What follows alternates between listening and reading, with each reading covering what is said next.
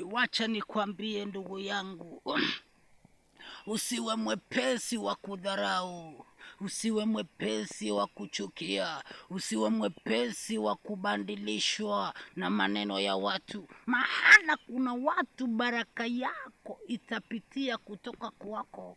Bwana Yesu asifiwe. Kuna watu baraka yako itapitia kutoka kwao, lakini ukiwa mwepesi wa kudharau, ukiwa mwepesi wa kutumikia hasira, Saitani anajua kusimama hiyo siku ambayo baraka yako inaenda kuingia. Saitani anajua kuchukulia hiyo nafasi ili akaweze kukupitisha safari iliyo ndefu. Wewe uliyepaswa kubarikiwa ukiwa na miaka 25, Saitani anaingilia kati kwa ajili ya hasira zako. Saitani anaingilia kati kwa ajili ya mawazo yako machafu. Saitani anaingilia kati kwa ajili ya kukata matumaini kwako, ili akaweze kukuchelewesha baraka zako. Na ndio sababu nasema usiwe mwepesi wa kutumikia hasira, usiwe mwepesi wa kutumikia mawazo ambayo umepokea kwa wenzako. Kuwa mwepesi wa kumwambia Mungu, nisaidie kufahamu what I supposed to do. Mara ingine bila kumpokea Yesu hauwezi kuwa mtu wa kunyenyekea. Mara ingine bila kumpokea Yesu hauwezi kuwa mtu mpole.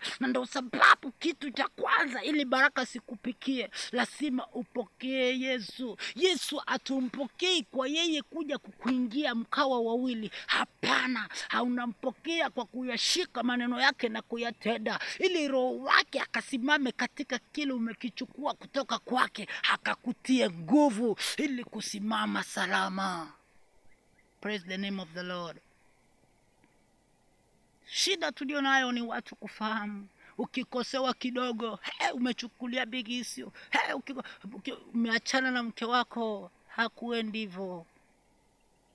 Leo hii unaweza ukapata pesa nyingi zikakucontrol, kwa kuwa usiwe mwepesi wa kutumikia mawazo yako madogo.